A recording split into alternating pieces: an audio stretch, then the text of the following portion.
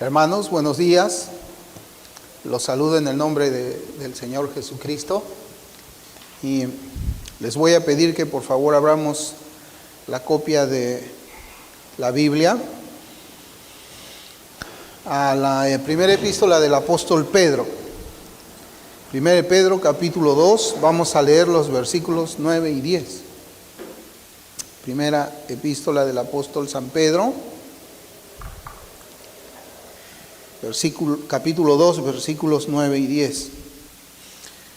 Aquí en la versión de la Reina Valera 60 dice el pueblo de Dios. Le han puesto el título a esos dos versículos, a esta división que han hecho pues los editores de esta copia de la Biblia.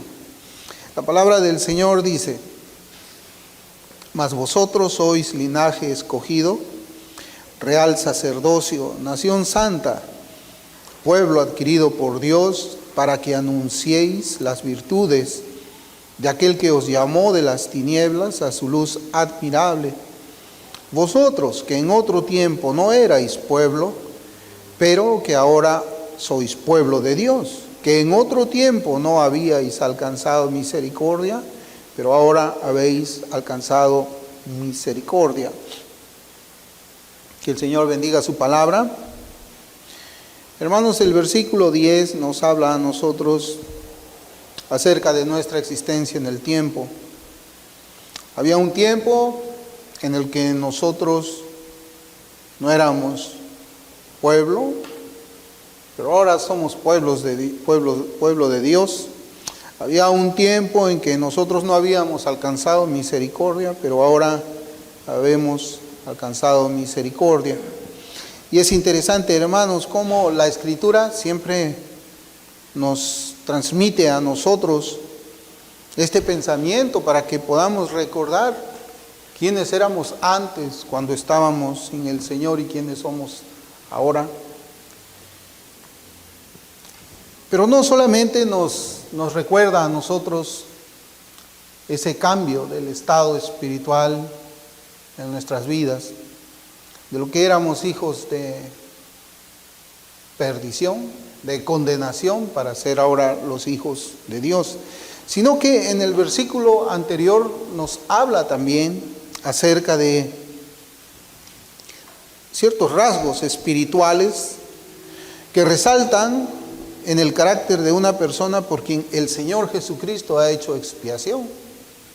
Esa es la parte que yo quisiera que veamos también en esta mañana, cómo éramos antes, cómo es que Dios obró para que dejásemos de ser lo que éramos, cómo somos ahora, y ahora encontramos esas características espirituales en el carácter que cada cristiano debe tener, cada persona que ha alcanzado la misericordia del Señor, cada uno que ahora es pueblo de Dios.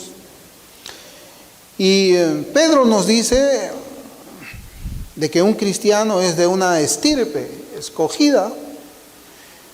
Un cristiano es un sacerdote para el Señor. Nos dice que un cristiano es un santo y que ese cristiano pertenece al pueblo por quienes Cristo murió y resucitó. Es un pueblo que ha sido llamado de manera efectiva e irresistible a la salvación, para que él pase pues de las tinieblas en las cuales estaba viviendo y sea trasladado a la luz admirable donde el Señor habita y reina. Y todos esos rasgos espirituales, junto con el llamado a vivir en la luz delante de su presencia, se hace con un propósito bien especificado en nuestro texto. Y es la parte en que nosotros nos vamos a enfocar un poco más en esta escuela dominical de esta mañana. Y es que dice de que efectivamente somos una estirpe escogida, sacerdotes, santos, parte del pueblo del Señor, dice, para anunciar las virtudes del Señor Dios. Ese ha sido el llamado que Dios nos enseña, que nos ha hecho. Es para eso para lo cual el Señor nos ha trasladado de las tinieblas en las que vivíamos a su luz admirable. Ahora el Señor nos ha hecho pueblo cuando antes no éramos pueblos, para eso mismo. El Señor nos ha convertido ahora en sacerdotes de Dios, para eso mismo. ¿Para qué? Para anunciar las virtudes del Señor Dios. Hay dos versiones que yo quiero citar para poder tener una mejor idea de qué significa lo que la versión de Reina Valera 60 nos dice para anunciar las virtudes del Señor Dios. Castellán dice para anunciar las magnificencias del que os llamó de las tinieblas a su maravillosa luz. Y la Biblia latinoamericana dice para proclamar, anunciar, ahora dice proclamar sus maravillas, pues Él los ha llamado de las tinieblas a su luz admirable. Hermanos, ¿qué quiere decir el Señor por medio de estas palabras? ¿Qué es lo que nos quiere a nosotros ordenar, nos quiere encomendar? ¿Qué es lo que Él nos manda a anunciar, a proclamar? Bueno, lo primero que debemos afirmar, hermanos, es que solamente podemos testificar, proclamar o anunciar las magnificencias o las maravillas o las virtudes que hemos conocido en nuestra experiencia personal. Aquí no nos está diciendo que prediquemos el Evangelio, sabemos que tenemos que hacerlo. En el último capítulo del Evangelio según San Mateo, ahí está lo que nosotros conocemos como la Gran Comisión, y predicad el Evangelio a toda criatura, haciendo discípulos en todas las naciones. Acá no nos está diciendo que prediquemos el Evangelio, acá nos está hablando de que tenemos que anunciar, tenemos que proclamar las virtudes de Dios. Es diferente, ¿verdad? Es distinto. No podemos nosotros confundir, porque aquí la Biblia está haciendo diferencia y tenemos también que hacer diferencia nosotros. Entonces, ser cristiano no es solamente predicar el Evangelio, como ciertamente debemos hacerlo cada vez que el Señor nos ponga una oportunidad por delante, sino que además como cristianos, como aquellos que hemos sido llamados y trasladados desde donde estábamos, esclavizados al pecado, en la condenación eterna, obedeciendo las concupiscencias de la carne, satisfaciendo los deseos de la carne, a vivir una vida santa, a ser un pueblo escogido, a vivir en piedad, en justicia, en rectitud y en obediencia. Pues ahora nosotros tenemos que proclamar las virtudes de Él, las virtudes del Salvador. Y esto, hermanos, yo le decía, solamente puede hacerse por aquellos quienes han conocido en su propia experiencia personal el haber sido trasladados de las tinieblas a la luz. Es una experiencia. Solamente aquellos que pertenecen pues a ese linaje, solamente aquellos que son los sacerdotes del Dios vivo, solamente los santos son capaces de proclamar las virtudes de la persona que nos redimió, nos salvó, nos santificó. ¿Y por qué solamente un cristiano? Porque el cristiano conoce a su Salvador. Porque el cristiano ha tenido una experiencia salvífica. Porque el creyente, a la hora de que el Espíritu Santo obra convicción de pecado, mira a Cristo crucificado como su Salvador y como su Señor. Hermanos, si no existe, mire cómo lo voy a decir, si no existe una experiencia previa, personal y salvífica con Cristo el Redentor, entonces no hay nada que la persona pueda proclamar. ¿Por qué? Porque no tiene pues una experiencia espiritual propia. Una experiencia espiritual propia. Es cierto, y mire cómo es que también quiero presentarles a ustedes este estudio, porque es cierto que una persona puede aprender de memoria las Escrituras, es verdad. Es cierto también que se puede aprender de memoria los atributos de Dios desde un libro de teología sistemática. Se puede hacer eso.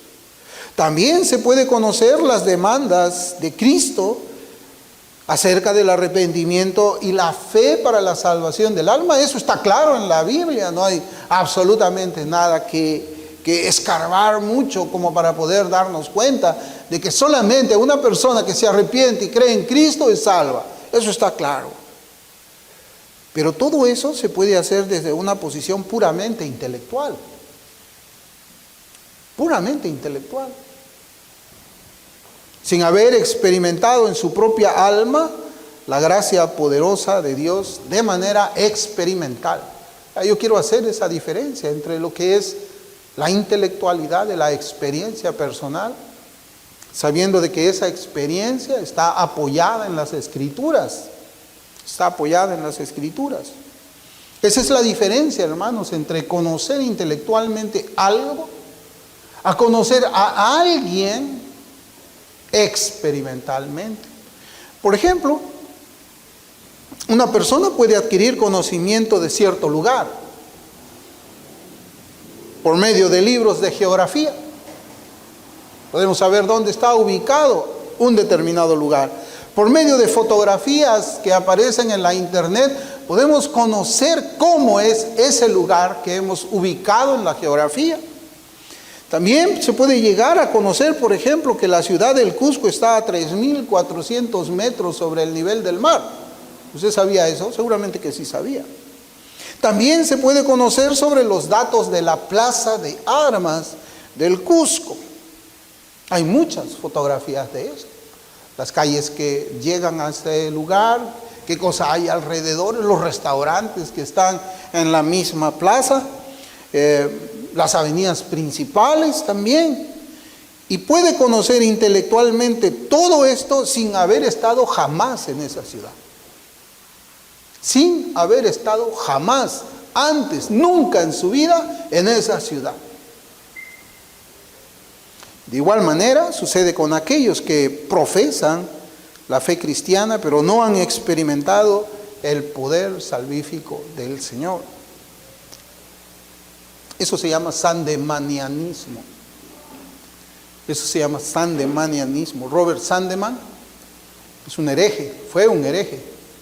Él decía de que bastaba con conocer y asentar intelectualmente las doctrinas de la gracia para considerar a tal persona como salva. Mire cómo decía él.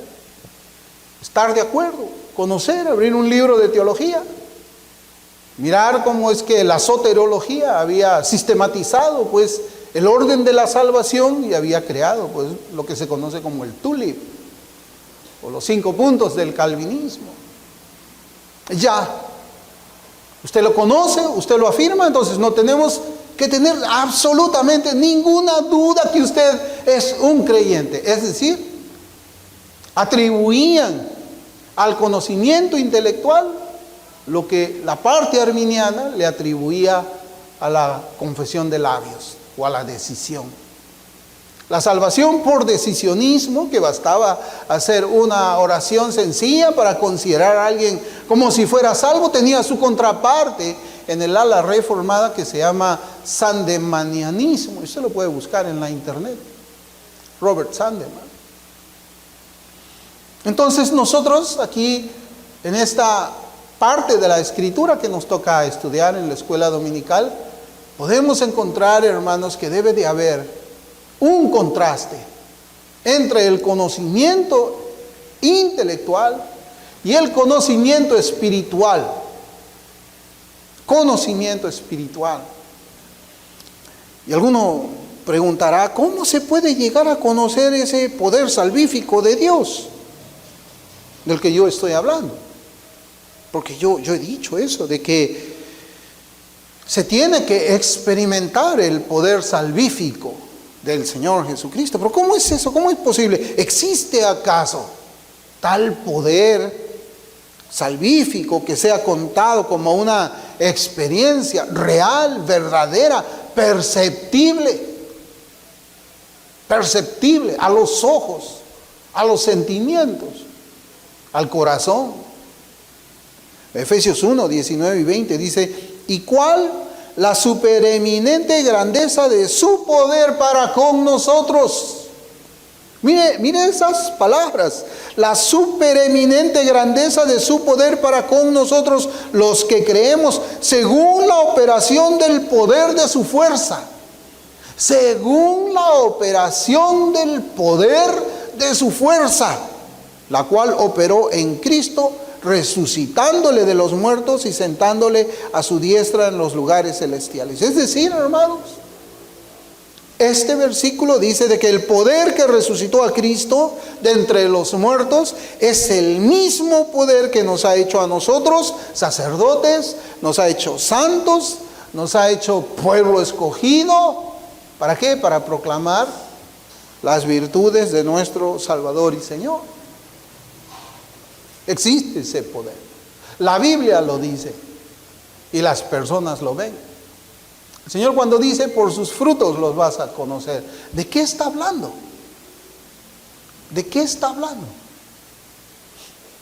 Yo soy un ignorante, hermanos, para las cosas que tienen que ver con la agricultura. Una vez cuando yo estaba trabajando en un lugar y llegamos a un sitio, decía, aquí están sembradas las yucas. Hermano, yo pensé que la yuca era un fruto que se veía. Yo no pensaba que era un tubérculo que estaba enterrado. Me había olvidado completamente lo que me habían enseñado a mí. Pero el cristiano no es como un cultivo de la yuca, o de la papa, o del camote, que el fruto está enterrado, no se ve, no se mira. No, hermanos. Yo quizás, si usted me invita alguna vez a un lugar donde se está cosechando frutos, yo no voy a saber diferenciar el árbol de la naranja, por ejemplo, por sus hojas. Yo no sé, yo no puedo, no tengo esa capacidad. Yo no soy agricultor. Yo para distinguir un árbol del otro tengo que ver su fruto. Yo miro los limones, digo, este es un limonero, un árbol de limón. Miro las fresas, digo, esta planta es una planta de fresas, porque veo el fruto. Y así es en la vida del cristiano. Cuando el Señor dice, por su fruto lo vas a conocer, es porque tú te vas a dar cuenta quién es quién, aún dentro de la iglesia del Señor. Ese poder existe. Ese poder lo hemos experimentado nosotros. Es el mismo poder que resucitó a Cristo de entre los muertos. Nadie lo quiere decir así. Es más fácil silenciar la escritura para poder tener una mayor amplitud dentro de una iglesia local. Pero eso no le hace bien ni a los cristianos, ni a los profesantes que creen que son cristianos cuando no lo son. No les hace bien, porque eso es ocultarle el evangelio, es ocultarle el estado espiritual en el cual están viviendo, es dejarlos que sigan creyendo que son estirpe de Dios, que son pueblo santo, que son escogidos, que son sacerdotes, cuando no han pasado por esa experiencia. Hermanos, es evidente que cuando el Señor nos manda a proclamar sus virtudes, no está pensando en actos intelectuales separados de un estilo de vida piadoso y santo. Por eso es que yo quería comenzar hablando, primeramente, acerca de cómo es un cristiano, porque así comienza la epístola. Así comienza el versículo 9 de 1 Pedro 2. Comienza diciéndonos, vosotros sois, ustedes son linaje escogido, ustedes son real sacerdocio, ustedes son una nación santa, ustedes son un pueblo escogido de Dios. Y después nos dice, ¿para qué? Entonces tenemos que mirar el orden de la escritura. Tenemos que mirar primeramente el fruto. Tenemos que mirar primeramente el poder de Dios en la salvación de cada uno de nosotros. Porque primero es eso. Primero es eso y después es proclamar. Primero es mirar nuestra experiencia salvífica y después es proclamar. Primero es mirar que yo realmente sea un santo, un escogido, sea un pueblo de Dios y después yo voy a proclamar. hacerlo de una manera distinta, proclamar primero y después mirar si es que somos un pueblo santo, eso no es el orden de la Escritura. Y cuando nos manda pues a proclamar esas virtudes, no está pensando en actos intelectuales solamente, de haber leído un libro de teología o conocer también mucho la Escritura. No está pensando en actos intelectuales que están separados de un estilo de vida piadoso y santo conforme a las demandas del Evangelio. No podemos separar eso. De allí el puritano John Trapp tiene esta alegoría. La foto de un querido amigo debe colgarse en un lugar visible de la casa. Así debería ser con la santa imagen y la gracia de Dios en nuestros corazones. Siempre exhibiendo a Cristo en nuestros corazones y luego por medio de nuestras acciones, de nuestras palabras, de nuestra conducta, de nuestros modales. Hablar de las excelencias de Dios es hablar de su persona. Es hablar de Él, de Cristo. Es hablar del Padre. Es hablar del Espíritu Santo. Es hablar del Dios Trino. Por lo tanto, sus atributos deben verse reflejados primeramente en un cristiano. Primeramente en un cristiano. No podemos hablar de un Dios santo si no hay santidad en nuestras vidas. Y mire que estoy hablando ahora de sus virtudes, de sus atributos, de sus excelencias. La santidad no es una excelencia de Dios. Por supuesto que es una excelencia de Dios, es un atributo. Pero no podemos hablar de un Dios santo si no hay santidad primero en nuestras vidas. No podemos hablar de un Dios separado del pecado si nosotros no estamos separados del pecado. No podemos hablar de un Dios separado del mundo si nosotros no estamos separados del mundo, de la corriente del mundo, de la ideología o las ideologías tantas que hay en el mundo. No podemos hablar del Dios que habita en luz inaccesible cuando nosotros habitamos en las tinieblas. No podemos hablar de la compasión de Dios si nosotros no somos compasivos.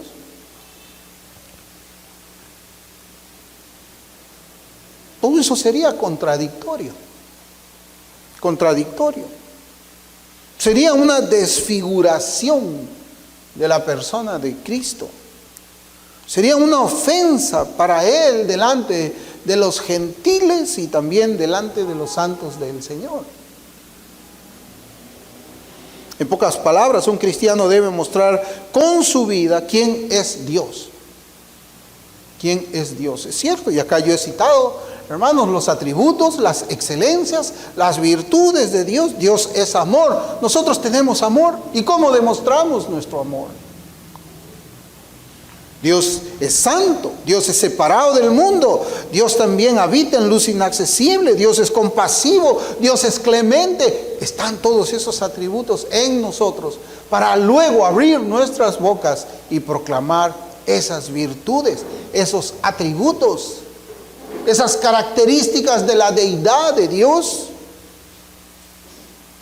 Hermanos, o también dicho de otra manera, Dios quiere ser conocido en el mundo y lo hace por medio del carácter espiritual de su pueblo. Así es como Dios quiere ser conocido. Y hay pues, hermanos, una explicación para esto, y lo hacemos por medio de la comparación de otro versículo que escribió el apóstol Pablo. Mire, nosotros estamos hablando de las características de la vida, del carácter de un cristiano, para que ese cristiano pueda testificar las virtudes, los atributos del Señor. Ahora mire cómo es que Pablo también lo dice. En Romanos capítulo 1, versículo 20, dice, porque las cosas invisibles de Él, su eterno poder y deidad, se hacen claramente visibles desde la creación del mundo. siendo entendidas por medio de las cosas hechas, de modo que no tienen excusa. Cuando nosotros vamos al campo, miramos las montañas, esas montañas nos hablan de un Dios todopoderoso, de un Dios santo, de un Dios perfecto, de un Dios creador. Cuando miramos el sol, cuando miramos las estrellas, cuando miramos los ríos, cuando miramos los mares, cuando miramos las flores, cuando vemos las bestias en el campo, cuando miramos toda esa perfección, ¿qué cosa es lo que dice este texto? Que nosotros comenzamos a mirar las cosas invisibles de Dios, comenzamos a mirar su eterno poder, comenzamos a mirar su deidad. Todo eso nos enseña la creación. De tal manera de que el mundo dice que es sin excusa, no tienes excusa. Cuando miras todas esas cosas, vas a ver a Dios, cómo es Él, cómo es su deidad, sus atributos. Y ahora la pregunta está, ¿y cuando mira a un cristiano puede ver lo mismo? ¿Un incrédulo puede ver lo mismo? En nosotros, una persona que está sin el Señor. Hermanos, la creación del mundo y del universo testifica la persona de Dios. Eso es lo que la Biblia nos enseña, no solamente aquí, sino en los Salmos. Pero hay todavía, además de esa creación que Él hizo en 6 días, hay una creación espiritual que debe ser superior a la creación material que Dios hizo en el principio, ahí en el libro de Génesis. Y es una creación por la cual Él convierte a un pecador en un santo, convierte a un rebelde en un esclavo. Y esa operación espiritual, invisible y poderosa, se conoce como la regeneración o el nuevo nacimiento. Ahora, hermanos, si la creación del mundo hace claramente visibles las cosas invisibles de Dios, como su deidad y poder, como hemos leído, ¿cuánto más debería hacerlo la creación espiritual y salvífica que Dios obra en los hombres que Él ha redimido? ¿Usted entiende el punto?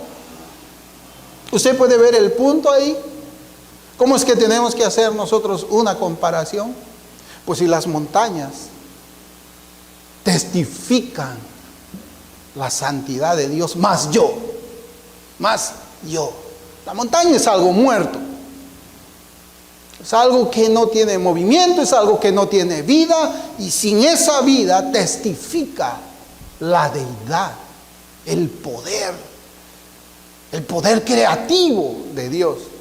Cuanto más yo, cuanto más usted como cristiano. La pregunta es, ¿eso está ocurriendo?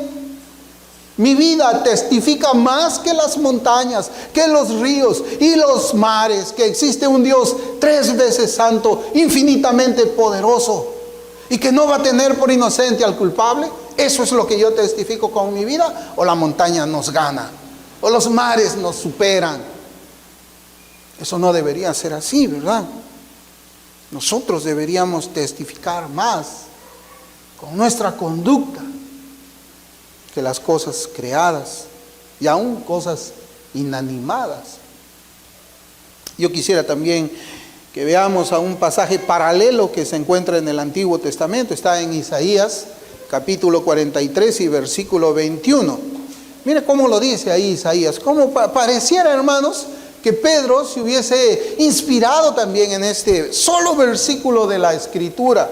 Cuando dice en Isaías 43, 21, dice, este pueblo he creado para mí. Ese pueblo lo he creado para mí, mis alabanzas publicará. Otra vez el mismo orden. Dios crea a su pueblo y ese pueblo que Él ha creado testifica de Él. Ese es el orden. Aquí lo vemos. Igual que en Pedro, Albert Barnes comenta de esta manera. Él dice, he formado a este pueblo para mí mismo, para preservar la conmemoración de mi nombre, transmitir el conocimiento del Dios verdadero a tiempos futuros y celebrar mi alabanza.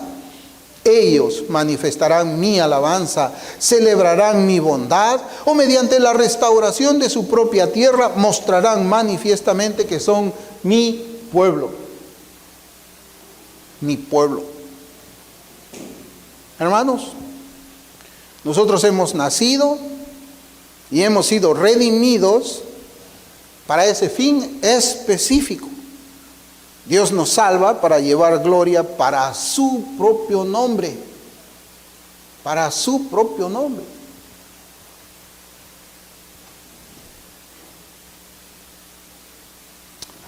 Hermanos, nosotros como creyentes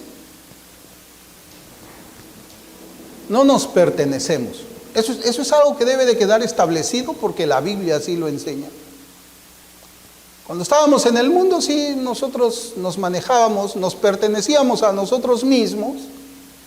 Nosotros pensábamos que nos manejábamos conforme a mis propios decretos, a mi propio parecer, aunque en realidad estábamos siendo manejados por el diablo, por la carne, por el mundo. Pero pensábamos que éramos nosotros dueños de nosotros mismos. No, ahora nosotros, la Biblia dice que un cristiano no se pertenece. Yo no me pertenezco a mí, usted si es cristiano tampoco se pertenece a usted, usted le pertenece a otro. A otro.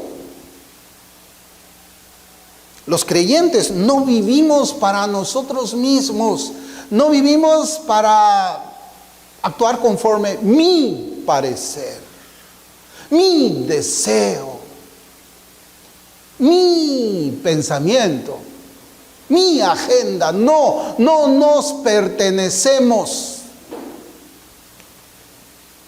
Los creyentes tampoco morimos para nosotros mismos. Eso, hermanos, está en un versículo.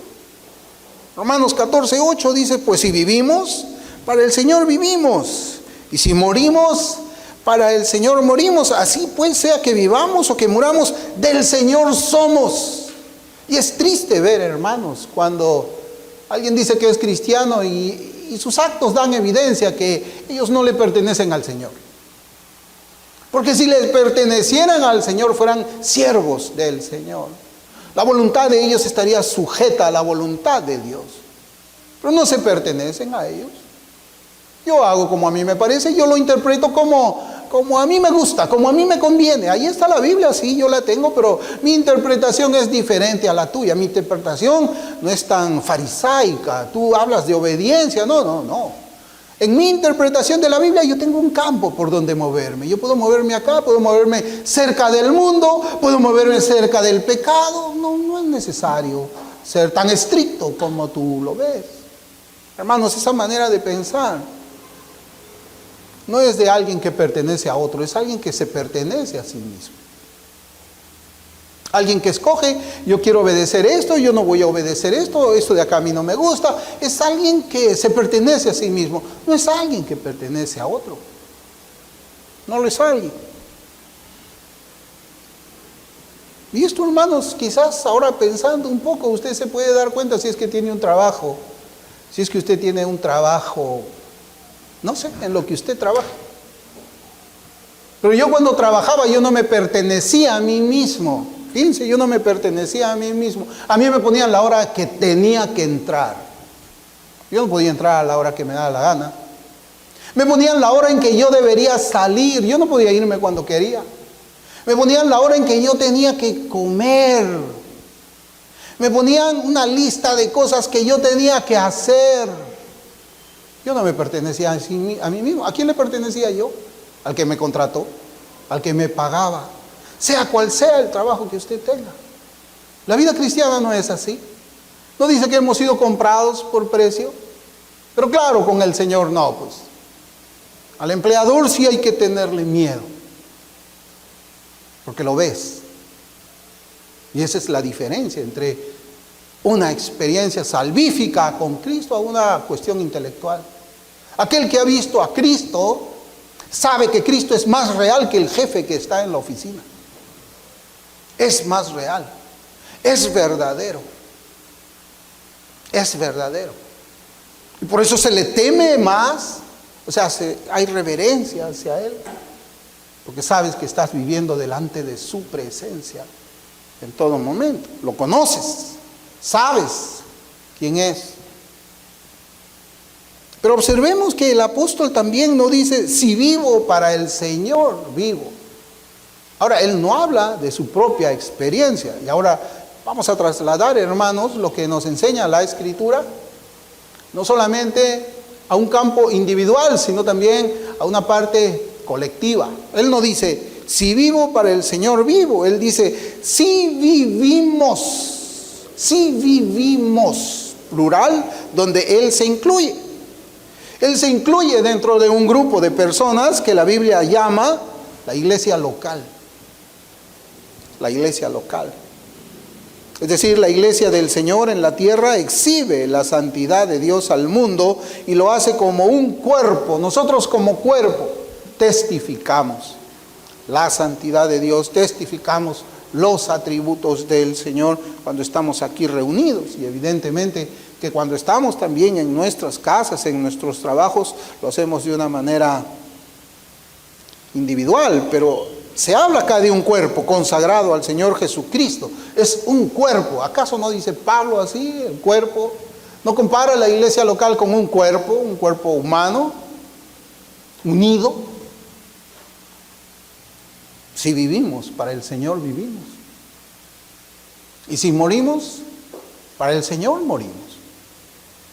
Como iglesia local, estamos llamados pues a comunicar al mundo con todo nuestro ser,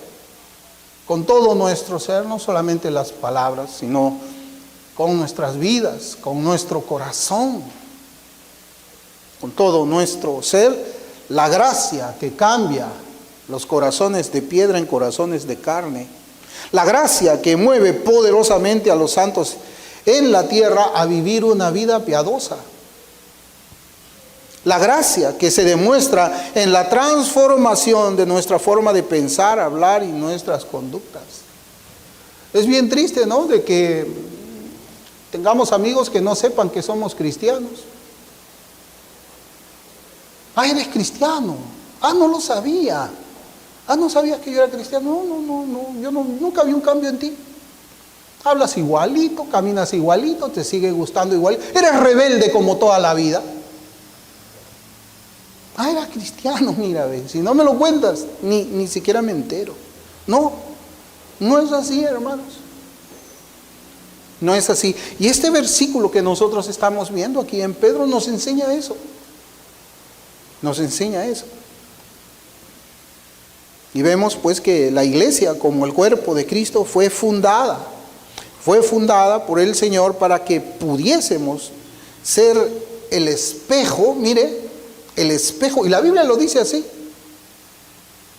el espejo de la imagen recta y justa de nuestro Santo Redentor.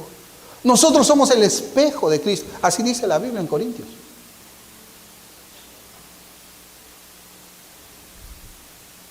Cuando nos miran a nosotros deben ver a Cristo,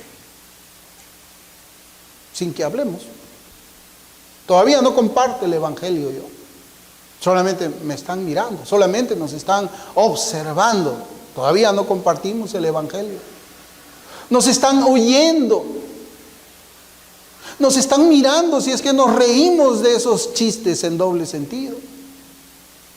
Nos están mirando si es que nosotros somos amorosos, somos compasivos. Nos están viendo si es que tenemos una vida transformada. Después de eso, de que ellos ven todo eso. Así como ven las montañas y todo eso. Después que ven la creación de Dios en nosotros, después abrimos la boca y les testificamos de Cristo. Les testificamos de Cristo. Pero nosotros somos pues el ejemplo, el espejo. Grábeselo bien, somos espejo. El Evangelio es primeramente el mensaje de salvación que debe ser predicado al mundo sin Dios, pero también es una manera peculiar de vida recta y santa aquí en la tierra. El Evangelio, hermanos, es un estilo de vida, eso es lo que yo les estoy diciendo. No es solamente el mensaje. Y la Escritura lo dice, no lo digo yo. Mire, Filipenses 1:27, ábralo ahí en Filipenses 1:27.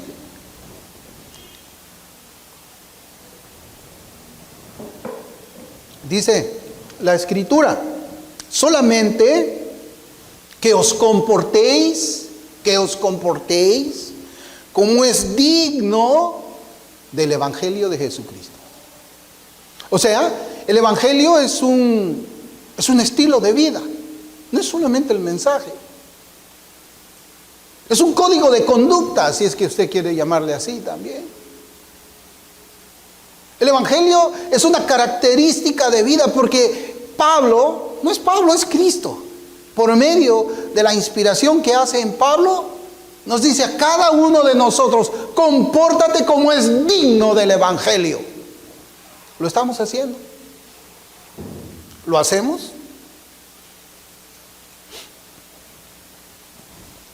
Solamente que os comportéis como es digno del Evangelio de Cristo, para que, o sea que vaya a veros o que esté ausente, oiga de vosotros que estáis firmes en un mismo espíritu, combatiendo unánimes por la fe del Evangelio. Es decir, la conducta de los filipenses de acuerdo al Evangelio era ¿qué cosa? Era la confirmación de que ellos estaban firmes en un mismo espíritu.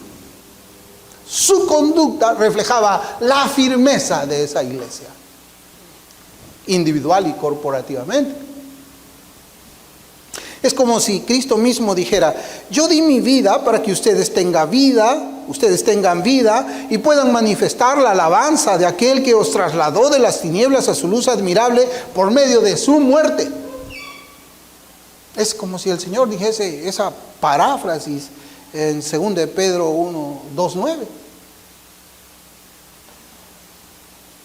Hermanos, el propósito de Dios que hallamos reiteradas veces en su palabra es que recordemos siempre su misericordia, su bondad, su amor incondicional, por los cuales Él nos salvó de nuestros pecados y miserias. Hermanos, yo pienso que, yo creo firmemente, porque la Escritura enseña eso, de que la cruz del Calvario tuvo implicaciones cósmicas. No solamente fue un acto allí en el Calvario, algo que, bueno, no, implicaciones cósmicas en todo el universo. En todo el universo. Salvarnos del pecado a nosotros hizo que la tierra estuviese en tinieblas muchas horas. Salvarnos del pecado hizo que el Padre se apartara del Hijo. ¿Usted tiene una idea de eso? No es así nomás. No es así, ya murió y ya está. No es así. No podemos verlo así de ninguna manera, porque no es así. No es así. Él nos salvó de nuestros pecados y miserias. Si no entendemos lo que es el pecado a la luz de la eternidad, delante de Dios y en la cruz del Calvario, nunca vamos a amar al Señor. Cristo nunca va a ser valioso si es que no entendemos lo que es el pecado, la pecaminosidad y la maldad del pecado. ¿Y qué es lo que Dios demanda de cada uno de sus santos y de las iglesias donde ellos se reúnen? Pero hermanos, ciertamente no demandan ninguna otra cosa más que la lealtad y la obediencia que cualquier siervo le debe a su Señor. Así como el patrón que tenemos nosotros, el que paga el salario, el que nos paga el cheque, ¿no? Le debemos nosotros, ¿qué cosa a Él? Le debemos obediencia. Tenemos que llegar a la hora que Él quiere, tenemos que hacer lo que Él quiere y tenemos que hacerlo bien, con lealtad. Hermanos, el Señor Jesucristo demanda eso también de nosotros. En nuestra vida cristiana, en nuestra vida espiritual. O es que alguno pensaba que, ya soy cristiano, puedo vivir como quiero. No. ¿Quieres recibir a Cristo como Señor? Así nos dicen, ¿no? Así yo también una vez he evangelizado. ¿Quieres recibir a Cristo como Señor? Ya les he dicho, esa es la pregunta equivocada. La pregunta correcta es la siguiente. ¿Quieres ser esclavo de Cristo? Es lo mismo, preguntado de una manera distinta. ¿Quieres ser esclavo de Cristo? Todos te van a decir que no. Salvo aquella persona en la cual el Espíritu Santo está obrando verdaderamente convicción de pecado. Pero después todos te van a decir, esclavo de Cristo. No, no, no. Como Señor sí, pero yo como esclavo no. Porque no entienden. No entienden. Nosotros ciertamente deberíamos entender de que Cristo lo que quiere es que seamos leales y obedientes a Él como siervos que somos nosotros y como Señor que Él es. Y ciertamente, hermano, cada uno de los suyos presentará al mundo caído las excelencias de nuestro buen Salvador. Pablo habla de los cristianos en los siguientes términos. En 2 de Corintios, capítulo 3, versículos 2 y 3, él dice, nuestras cartas sois vosotros, vuestras cartas sois vosotros, escritas en nuestros corazones, conocidas y leídas por todos los hombres. Somos cartas abiertas al mundo, a todos los hombres. La pregunta es, ¿qué cosa es lo que el incrédulo lee en nuestra vida? ¿Qué es lo que leen los incrédulos cuando ven nuestras vidas? ¿Qué palabra se imagina usted? ¿Obediencia a Dios? ¿Leen eso? ¿Sujeción a Cristo? ¿Leen eso? ¿Piedad? ¿Santidad? ¿Leen eso o no lo leen? Si no lo leen, no somos cristianos. Nos hemos engañado. Somos cartas abiertas. Así como esa creación está abierta a los ojos, nosotros estamos abiertos de la misma manera a los ojos de un creyente, de un incrédulo. ¿Qué piensan pues las personas acerca de Cristo cuando ellas nos miran? ¿Qué piensan? Cuando ellas leen nuestras vidas, ¿qué piensan de Dios? Cuando nos ven, cuando nos escuchan, cuando nos miran los lugares que frecuentamos, ¿qué es lo que ellos escuchan? Hermanos, yo también pensaba en lo siguiente. Las personas se hacen muchas imágenes pintadas de madera para representar al Señor Jesucristo, pero al final esas imágenes no pueden hablar de la excelencia del Señor, ¿o usted cree que sí? Usted cuando entra así a esos templos católicos llenos con 3 naves, como la catedral, ¿no? En la nave de acá puros ídolos, en la nave de acá puros ídolos, en la nave central, así se llama, ¿no? Las naves, se ve también ídolo, ídolo, ídolo, al fondo ídolo, ídolo, ídolo. Yo le pregunto a usted, ¿esas imágenes pueden hablar las excelencias de Cristo? ¿Esas imágenes pueden decirle a usted que Dios es santo? Por ejemplo, una multitud piensa que Dios es como aquel falso Señor de los milagros. Cuando miran esa imagen, ahí está Dios. Ahí está Dios. Pero esa imagen no dice nada acerca de las virtudes de Dios, como dice la Escritura.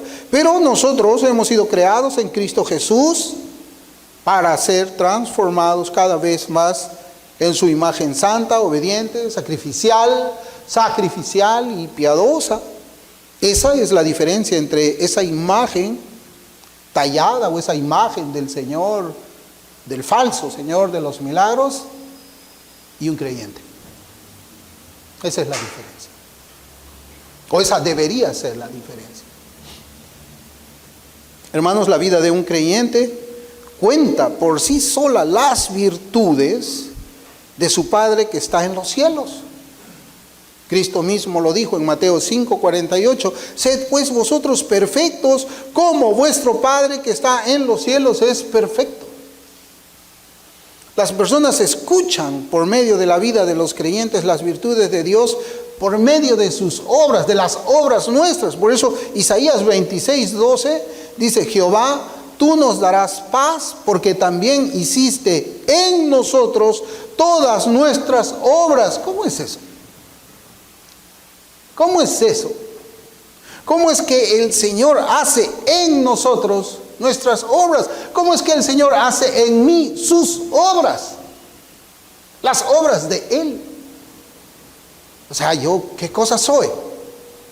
Sí, yo soy un redimido, pero todo lo que yo hago, todo lo que yo vivo, como dice Pablo en Gálatas 2, lo vivo para el Señor Jesucristo. Y Él se asegura de que todo lo que yo esté haciendo es lo que Él quiere. Y eso lo vemos nosotros en Ezequiel 36.